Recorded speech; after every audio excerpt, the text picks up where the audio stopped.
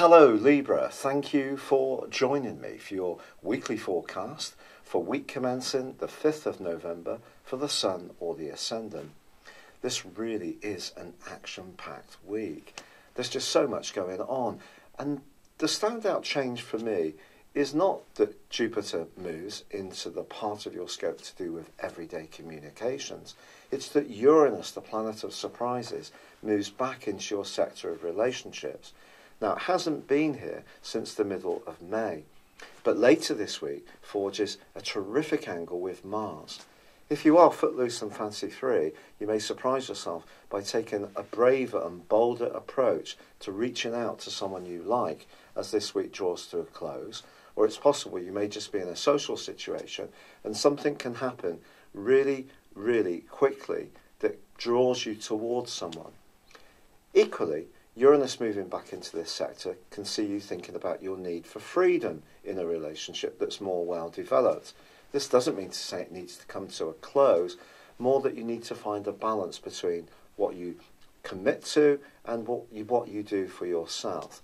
And with a strong emphasis in your sector of commitments this week, coming from the energies of dreamy Neptune, you can show the most compassionate side of your nature. There's a terrific new moon which could see you benefiting financially by helping others, even if that's not your central aim. Perhaps you're going to apply for a job in a service role, something to do with caring, and this could work out very well for you. However, Mercury, the planet of communication, which is in a great location for you, does forge a tricky angle with Neptune this week. So if you are talking about a job role, or there's some kind of detail that needs to be picked over, make sure that you get absolutely every scrap of data that you can. Don't just necessarily be influenced by someone's words. You need to have things in black and white. Mercury, of course, does go through 3, sometimes up to nearly 4 retrogrades a year, and by the end of this week goes into another one. If you've got a reliable piece of domestic appliance or a trusted old vehicle, some maintenance may be necessary over the next 3 weeks, but it also can be an opportunity to sort something out. So if you work in some kind of communicational role or you have your own blog, you can try to put something right that perhaps isn't quite performing as well as it could do. Mercury retrograde is not all bad, but I think when it comes to relationships with neighbours and siblings, clarity is going to be important, so do seek that out. But what about Jupiter? Well, Jupiter moves into its home zone of Sagittarius, where it will be for the next 13 months. I do feel that you're going to be much livelier in your interactions with others during this time. You may take part in community matters more. It's possible you may learn a new skill or impart knowledge of your own. In general, you're going to be more active. So even if you are someone who's pretty fit, you're going to step up your routines in some way, either mentally or physically. But as this week draws to a close, the Sun does forge an amazing angle to Pluto. And something can transform at the base of your world, which really gives you a glow of satisfaction. It's been a real pleasure being with you. Thank you for joining me. I'd love it if you would like, or comment on this video, or if you've yet to do so, please do subscribe to this channel. Thank you. Hello Libra, thank you for joining me for your monthly forecast for October. The Sun and Mercury begin this month in your Zodiac sign. This gives you an awesome opportunity to take a firmer grip on your life direction. Your focus very often is on balancing your needs with those of the people that you care about. You can be the arch diplomat. But also, you're a cardinal sign, which gives you real power. That's one of the qualities. Of course, you're also an air sign, so you're an ace communicator too. So at the start of this month, the challenge for you is to try to raise your profile, take your plans, the things that are important to you, more seriously. Now there is on the 2nd a quarter moon in the sign of Cancer. Your emotions are going to be closer to the surface, and it may seem that someone in a position of influence perhaps a governmental agency that you have to interact with, a boss, an organisation, a job, someone who works for you. It could be an older relative, or perhaps someone in a local organisation that's dear to your heart. They may try to resist this more independent, single-minded approach that you're showing. Then, of course, your ruling planet is Venus. Gives you that lovely appreciation of class, taste, and it is going to go into retrograde on the 5th in the sign of Scorpio, which is deep and passionate. Your attitude to sensuality and intimacy is going to come under the astral microscope through to the end of the month, but I think it could be finances that may need rethinking too, because Venus could slow this part of your life down, or at least see you rethinking something that in the past had been something you automatically wanted to do. And it may come down to just how much you're enjoying something, how much pleasure you get, because remember, Venus is the planet of sublime pleasure. So some rethinking perhaps is set to go on there, but Venus is also squaring up to Mars in the first 2 weeks of this month. Now, Venus and Mars across the 2nd and the 5th house axis points towards exuberance. It points towards generosity. It points to lustiness. So you could find yourself drawn towards someone but not understand what their appeal is. Maybe it's working at a very deep, almost very, very hidden, subconscious and sexual level. Or it could be someone that you're constantly kind and generous to that has become a relationship that you're not enjoying quite so much. In general, your affections should be bestowed carefully in the first 2 weeks of this month. The good news, however, is that Mars is no longer in a sharp right angle with Uranus, which had been the case since the 2nd week of May through to pretty well the end of September. Now, that was even more complex in some ways because there was clash between your desire to express your individuality, your creativity, your flair, to get the things that make you feel happy in life against the things that you were really committed to. And that may have seen you, again, not quite sure of following the same pattern of being the giver. But all this giving stuff is really going to come up to the fore on the back of the new moon in your sign on the 9th. Ordinarily, a new moon is wonderful to launch things, to raise your profile, give yourself a glamorous makeover, to think about yourself in a more dynamic way. And this one still can be. However, it is compromised by the dreamy, distorting energy of Neptune, which has really been challenging you since 2012, because that part of you that can be a giver has really been pulled even more into the open by Neptune's self-sacrificing nature. This is the part of your horoscope, the 6th house, is where we do our best for others. And Neptune is very sympathetic. But are you being so caring and sympathetic to others that you're losing track of what's good for you, the individual? Furthermore, family and emotional pressures have really been strong over the last few years, particularly from 2008. And then, of course, this year, Saturn moved the end of December the 20th, 2017, into the 4th solar house, into Capricorn. And the two are still highly active in this area. However, Capricorn is, or Saturn in Capricorn, is its home zone.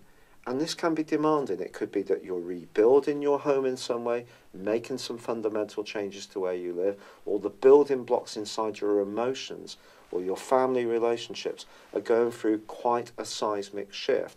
And this new moon is going to bring all this to the open because it squares up to Pluto. Pluto's about power, but it's also about hidden stuff. It could be about your desire to have power. It could be about someone else's. But if someone always seems to assume that they know what's best for you, this may be the point when you say no more. And that's going to last for a month, that overlay energy. The actual aspect lasts for the following week from the 9th. And across those days, particularly, there's going to be greater intensity. However, on the 16th, the sector, or the sign of Capricorn, is reinforced even more by another quarter moon. But this time for you, it's maybe you who's going to be questioning some of your motives around your emotional situation. Or maybe someone close to you doesn't seem very supportive or nurturing, or doesn't get how you feel about some of the people that you feel are challenging, perhaps in your family. The family is very much about the fourth house. Or perhaps you're just having a lot of big thinking about what happened to you when you were a kid, the messages that were put into you as by your parents, and how that shaped you. Are you still just routinely following those, or are you set to challenge them? It's all up in the air, isn't it? It's a fascinating month, Libra.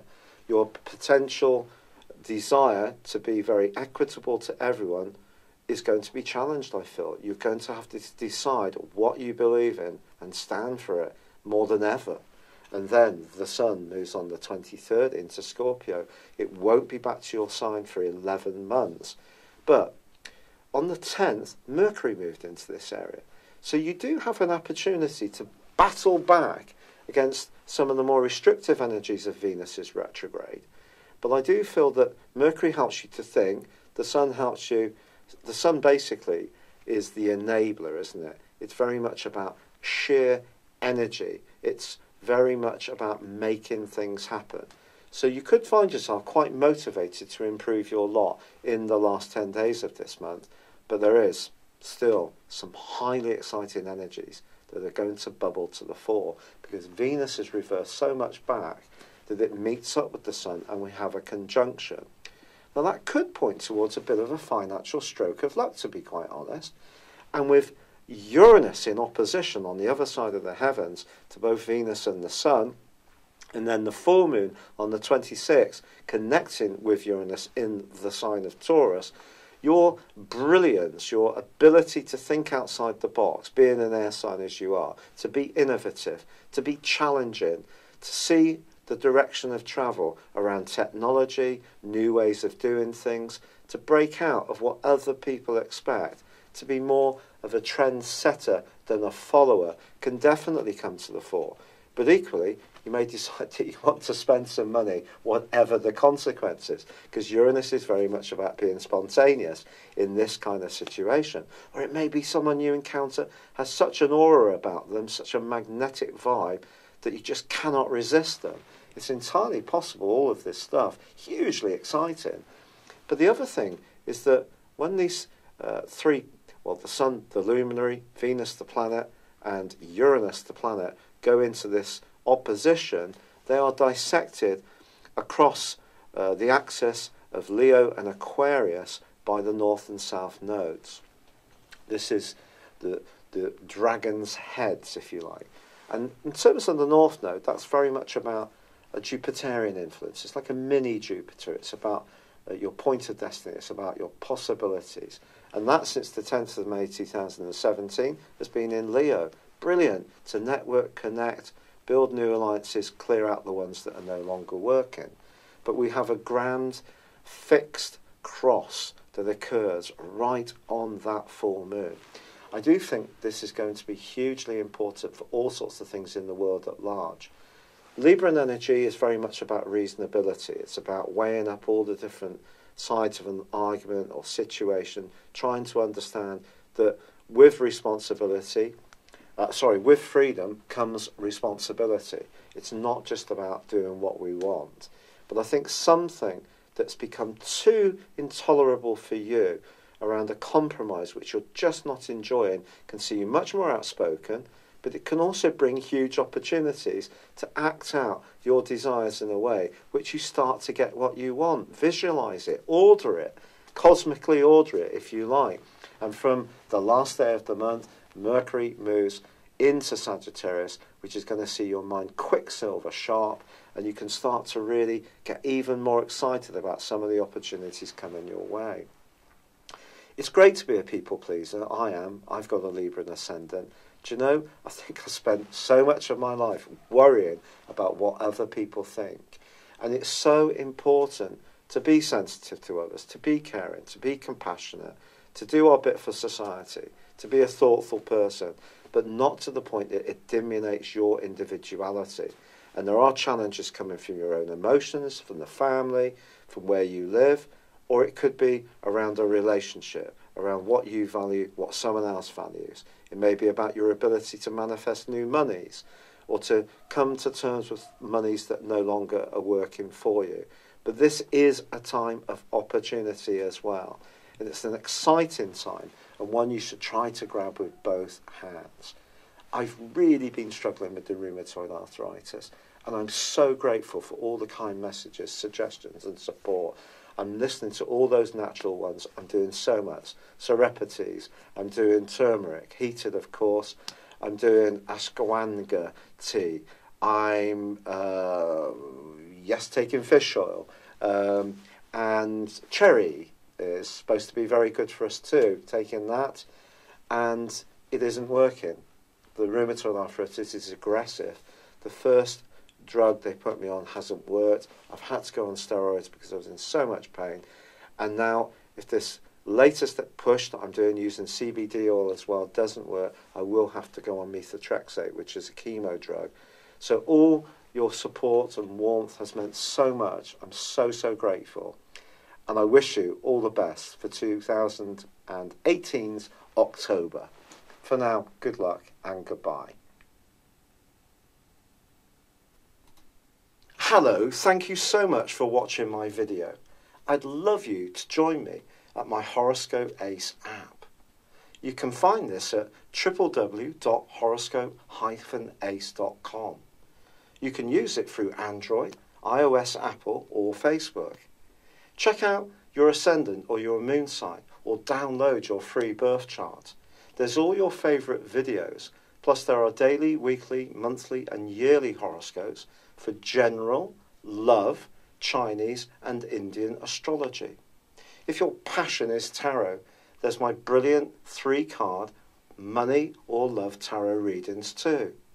And it's all there at www.horoscope-ace.com. Thank you.